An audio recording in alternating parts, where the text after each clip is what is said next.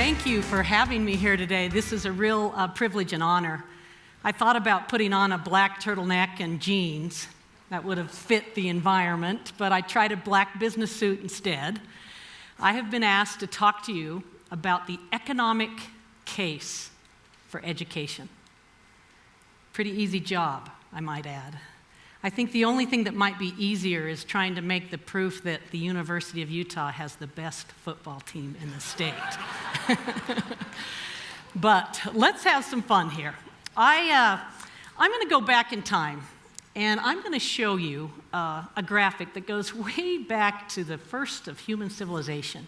And we take GDP per person, we put it in $2012, and we kind of show what's happened. And we show it for the world, we show it for Europe, and we show it for the US. And if you look at this graph, you see that when the Industrial Revolution hit, things changed in this world.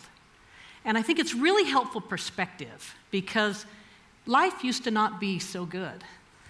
I have this nifty little book. It's called Economic Growth. It came out of the American Enterprise Institute.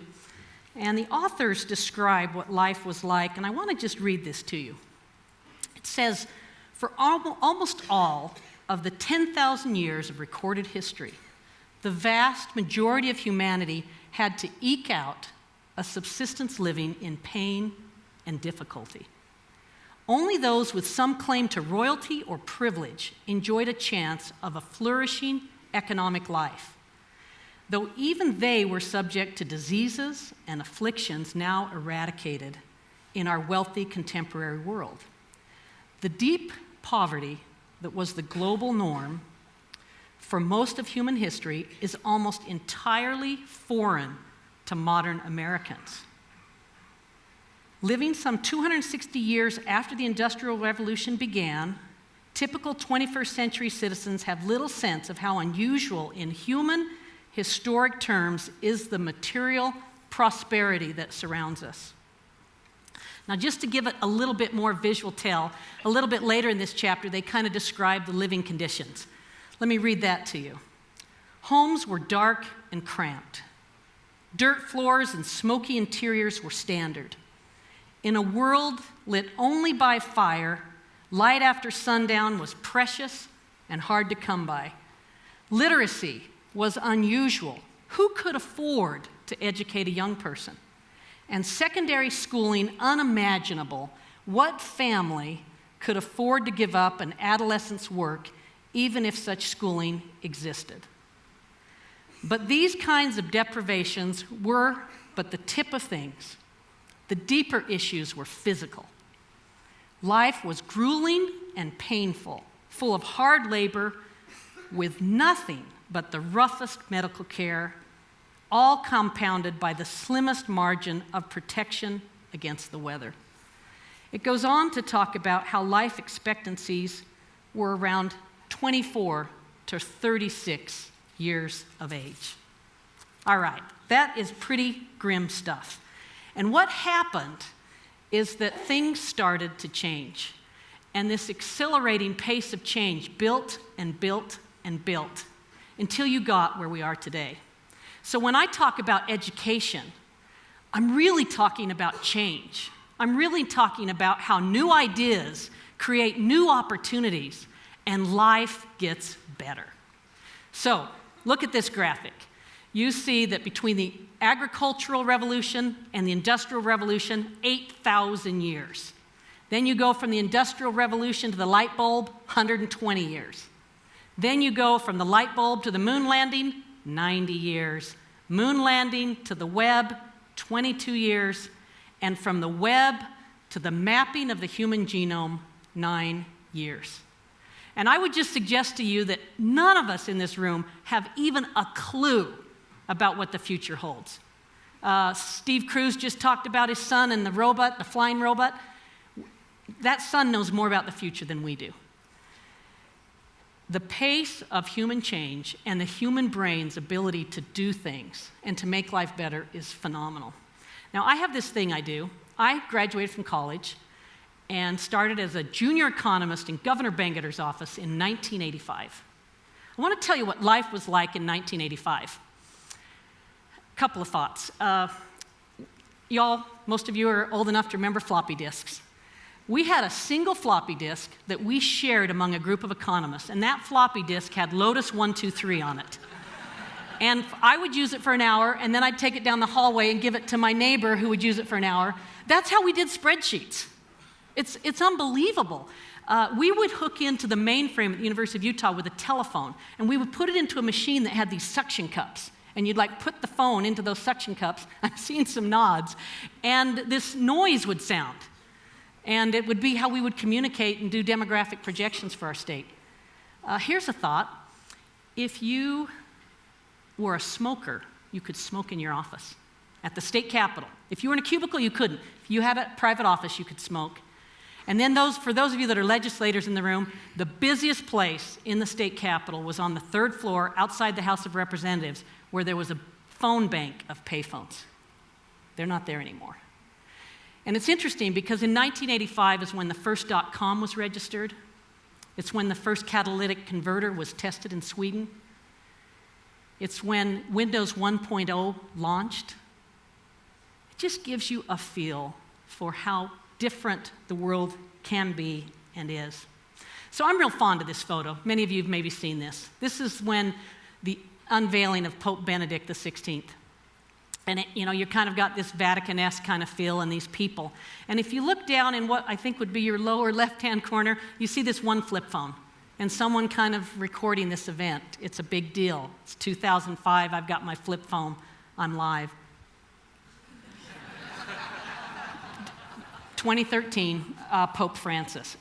So education is about ideas and moving forward and how change happens. And anyone will tell you that in education there is a virtuous cycle or a benevolent cycle where ideas lead to better living conditions, lead to greater health, lead to more education for more people, higher quality education, which leads to more ideas, which leads to better health, that leads to more prosperity and the like. And that is what we're trying to lock into. So I serve on the faculty at the University of Utah. We do economic theory. We get theoretical. What makes an economy grow? Well, when you pull it back and look at the theory, economies grow because we convert a lower value input into a higher value output. And the way we do that is through investment and productivity. So it's going to get more complicated. You'll see on this graphic, you'll still see the inputs going to the outputs, but things feed into those inputs. You have the factors of production, and you have to invest in the factors of production to get the higher value outputs. So you'll see that we invest in physical capital, roads, airports, and the like, and we invest in human capital, education. And it's when we do that that we have the ability to turn them into greater outputs. A lot of people will say that economic development occurs because of economic incentives, or that economic development occurs because of low cost of living, or a favorable regulatory environment. You can think of any number of things that you think make our economy grow, but the truth is, those are motivators of investment. They're not the reason we grow. We grow because of investment. And that's what it's all about. So I'm going to show one edgy graph. My colleague Steve Cruz and I talked about this right before. I said, I'm going to use one of your graphs. I'm going to show the education funding effort for this state. And I want you to look at it. Don't worry about the colors. Just worry about the bars. Each of those bars represents education revenues per $1,000 of personal income. And you see how it has this downward trend. And then you see the black line, which is the U.S. average. So you see us dip below the U.S. average for a time, about equal now for the most recent data. But the thing that's most disconcerting are the white numbers at the bottom of each bar, which shows our national ranking in terms of our commitment to education, which has fallen from 7th in 1995 to 29th today. We measure it by how much of our ability to pay we give to this. That causes me to pause. There's a lot more behind this story, but the numbers say something. So let's talk about what education does. Education equals employment. It equals gainful employment. These are the 2013 unemployment rates by educational attainment. And you'll see that if you have a high school diploma in 2013, your unemployment rate was 11%. And if you had a college degree, it was 4%. Let's look at earnings. Education equals earnings. If you had, it's somehow dropping off some of these, but if you had a college degree, you were at the $777 in weekly earnings. If you had a high school diploma, $472. Education equals earnings. Education equals upward mobility. And this is so important because we're talking about our children, and we're talking about people in our society that need to move forward. What this graph shows you is that if you were born, your probability of a child being born in the second, third, or fourth quintile, ability to move to a different quintile with a college degree, you can see 31% of them without a college degree will move down, and 55% will move up. That's upward mobility. The same thing holds true for tax revenue. The same thing holds true for civil society. Education correlates with increased volunteerism, pensions, healthier lifestyles, increased voter participation, less crime, less substance use, more gainful employment. So, what's happened to our tax burden in this state? Well, if you look at the bar, it looks about the same. This is state and local taxes as a percent of personal income. But if you look at the yellow things, what you see are the rankings. And our ranking has gone from the 13th highest tax burden to, if I look closely there, 32nd highest tax burden. That is great news for our state. We've become a more business-friendly state because of the taxes. But you do have to look at it when you look at what's happened to investment. By lowering the sales tax on food, by lowering the overall sales tax rate, by lowering our income tax rate, Utah state coffers take in $400 million less annually right now because of these tax changes. I'll leave it to you to decide whether those tax changes went too far or not. A couple other things. Change. We are rapidly diversifying. That makes it more expensive to educate. And it's so important that you take care of people who don't have English spoken at home. So I will close by just sharing with you a thought about this Ream store on State Street. It's on my way home from downtown. Sometimes I have to stop and buy something, and it happens to be the grocery store on my way home. I've come to have a real affection for this Ream store, and the reason I have is because I see a whole different world play out within this Ream store. When I go in this Ream store, nobody has very much in their grocery cart. They push these carts around with 5 or 6 things in them. It's very foreign to someone who lives in the suburbs. They sell bulk bologna at this Ream store. I've never seen it before, but it's this big kind of thing, and you can buy bologna by the slice or buy it in bulk. The first week of the month, this store is busier than any other time of the month because the income assistance comes in the first time of the month.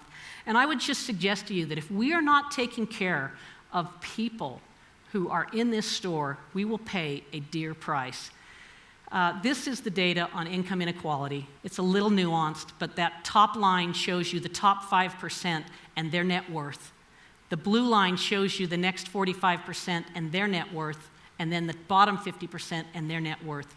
And you will see that we are seeing changes, even in the last 5 years, in income distribution. And it's, we have Janet Yellen speaking about it. We have a lot of conservatives speaking about it. It's because income distribution is about opportunity, and education is about opportunity. Education's about change. The only thing more expensive than education is ignorance. Ben Franklin said that. And lastly, the greatest danger is not that our aim is too high and we miss it, but that it is too low and we reach it. Thank you very much.